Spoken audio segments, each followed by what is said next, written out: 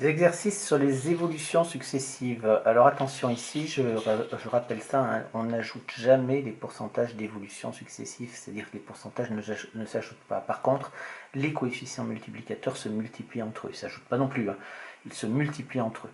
Donc par exemple pour l'exercice 13, et c'est le seul que je vais détailler parce que les autres sont extrêmement simples, on a une hausse de 3%, ce qui correspond donc à un coefficient multiplicateur, le premier, qui est égal donc à 1 plus le taux, c'est-à-dire 100% plus 3%, c'est-à-dire 1,03.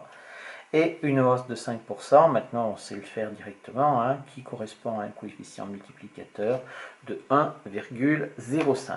Une fois que j'ai mes deux pourcentages qui correspondent à mes deux hausses, à deux évolutions successives, ici il s'agit de deux hausses, mais bien entendu ça pourrait être n'importe quoi, on a le coefficient multiplicateur global. Alors ici on marque global qu'on écrira CMG en règle générale, hein, qui s'écrit donc CM1 fois CM2, c'est ce que je disais, c'est-à-dire qu'on multiplie les coefficients multiplicateurs, ce qui nous fait 1,03 multiplié par 1,05, ce qui me donne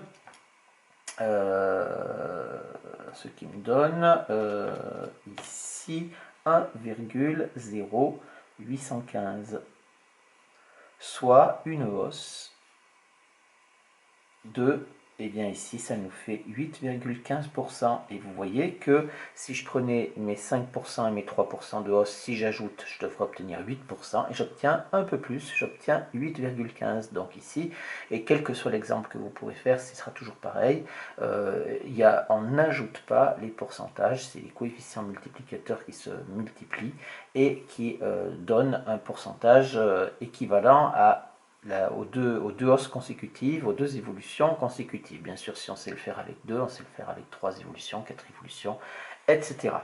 Les exercices ici jusqu'au 17 sont exactement les mêmes pour les calculs, donc il n'y a que les évolutions, les deux évolutions qui changent.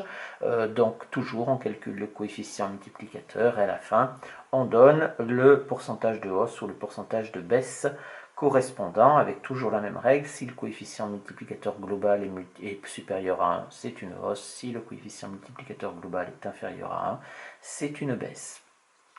Ici, je précise, je reviens un petit peu sur cet exercice 16 qui est particulier. Vous voyez qu'on avait une baisse de 10% et après on a une hausse de 10%. Intuitivement, comme ça a priori, si on ne connaît pas la théorie mathématique, on dit bah ça baisse de 10% puis ça augmente de 10%, donc au final, ben, ça n'a rien fait. Eh bien si, parce que si on dit ça n'a rien fait, c'est qu'on a ajouté les pourcentages, mais on vient bien de dire qu'on n'ajoute jamais les pourcentages, et effectivement, ici si on a une baisse de 10% et une hausse de 10%, eh bien ça correspond à une baisse au final, il y a une baisse de 1%. Et qu'on le fasse dans un sens ou dans l'autre d'ailleurs, hein, que je fasse d'abord la baisse et ensuite la hausse, ou d'abord la hausse et ensuite la baisse, on obtiendra toujours une baisse de 1%.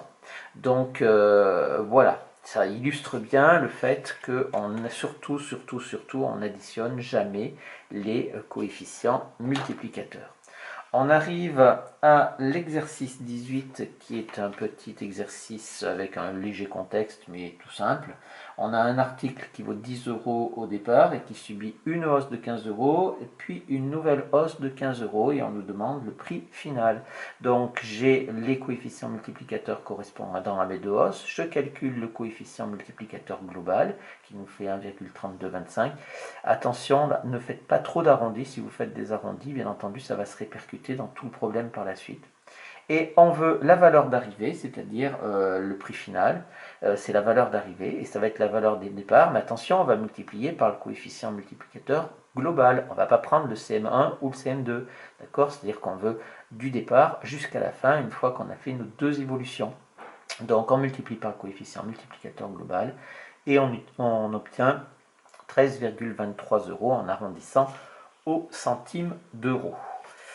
L'exercice 19 qui est un petit peu du même style, on a un article qui coûte 10 euros au départ et qui subit une hausse de 10% et une baisse de 10%. On a vu hein, qu'en multipliant les coefficients multiplicateurs, on obtenait 0,99 pour le coefficient multiplicateur global et on obtient au final donc d'un article qui valait 10 euros, on lui fait une baisse et une hausse de 10% et on obtient 9,90 €, donc on n'a pas le même prix qu'au départ. Voilà, pas de problème là-dessus. Un dernier avec un article quelconque, c'est-à-dire sans réel contexte, 20 euros au départ, on applique une hausse de 20%, une baisse de 10%, j'ai donc mes coefficients multiplicateurs ici correspondant à chacun, mon coefficient multiplicateur global qui est égal à 1,08, et j'ai toujours ma valeur d'arrivée qui est ma valeur de départ multipliée par le coefficient multiplicateur global, ce qui donne 21,6 euros.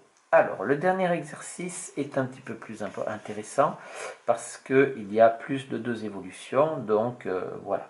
Alors, on vous partage l'exercice en deux, c'est-à-dire qu'on part au départ du prix de vente d'un objet manufacturé qui était égal à 98 euros au 1er janvier 2010, donc ça c'est la valeur de départ. Et on veut savoir, dans la première question, ça c'est la première question, on veut savoir quel était le prix de l'objet au 1er juillet 2010, en sachant que l'augmentation, elle a eu lieu du 1er janvier au 30 juin. Donc on est d'accord que le 1er juillet, c'est le lendemain du 30 juin, donc c'est un petit peu pareil. Donc là, on aura la valeur d'arrivée au 30 juin ou au 1er juillet, c'est pareil, elle n'est pas donnée et c'est ce qu'on veut calculer.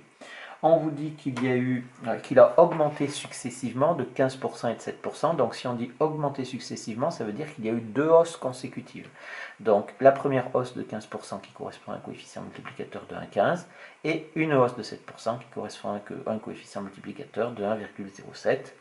On calcule notre coefficient multiplicateur global, que je mets G1 ici parce que vous comprendrez avec la deuxième question, puisqu'on prend le résultat de la première. Donc le coefficient multiplicateur global 1, qui est donc le CM1 fois le CM2, on obtient 1,2305, et on obtient donc la valeur d'arrivée à 120,59 euros. Donc ça, c'est au 1er juillet. D'accord? Donc ici, au 1er juillet. Alors, maintenant que je suis au 1er juillet, on nous dit dans la question 2, entre le 1er juillet et le 31 décembre, eh bien, il y a encore eu 2 évolutions successives. Donc, attention, hein, on était au 1er janvier 2010, après on a eu 2 évolutions, et on a de nouveau 2 évolutions. C'est pour ça que je les ai appelés CM3 et CM4, les coefficients multiplicateurs, puisqu'on reste dans la continuité, et donc je ne reprends pas CM1 et CM2. Donc, à ce moment-là, le 1er juillet 2010, qui était la valeur d'arrivée dans la première question, devient ici la valeur de départ. C'est la valeur de départ qui va donc être égale à 120,59, la valeur de départ pour ces 2 évolutions-là. Donc voilà, après on fait la même chose que dans les autres exercices, c'est-à-dire qu'on donne nos coefficients multiplicateurs, on les multiplie entre eux pour obtenir notre coefficient multiplicateur global 2, c'est-à-dire CM3 fois CM4. Ça nous ferait donc 0,9373 et on calcule notre valeur d'arrivée qui me donne 113,03 euros. Et ici, c'est donc au 1er janvier, alors le 31 décembre 2010 ou 1er janvier 2011, c'est exactement pareil. Alors, ici, donc l'exercice n'est pas plus difficile que les autres, hein, mais il y a quelque chose qui est intéressant, c'est que la remarque, c'est-à-dire que si on voulait aller directement du 1er janvier, alors c'était du 1er janvier 2010 au 1er janvier 2011, eh ben, il y a eu 4 évolutions. 4 évolutions en pourcentage. Et donc, s'il y a eu 4 évolutions en pourcentage, je vais avoir mon coefficient multiplicateur global qui va être donc à CM1 multiplié par CM2 multiplié par CM3 multiplié par CM4, c'est-à-dire comme j'ai mes 4 évolutions. Et ce coefficient multiplicateur global, il va me permettre de passer directement du 1er janvier 2010 au 1er janvier 2011. C'est-à-dire ici, ça me fait donc le coefficient multiplicateur, ça fait 1,15 multiplié par 1,07 multiplié par 0,91 multiplié par 1,03, ce qui nous fait, je ne l'ai pas calculé, ça me fait donc, je fais ici, pour aller plus vite, je fais CMG1 multiplié par CMG2, ce qui revient au même, hein, multiplié par 0,9373, et on obtient ici Alors évidemment, il y a beaucoup de chiffres après la virgule, 33 et 48 ici. Donc ici c'est le coefficient multiplicateur global qui correspond aux 4 évolutions successives sur l'année 2010 et qui nous permet de passer directement du 1er janvier au 1er janvier de l'année suivante. Attention si vous faites les calculs, si vous prenez qu'une partie, eh bien vous allez faire des erreurs qui peuvent être importantes après par la suite, donc il faut bien prendre la totalité.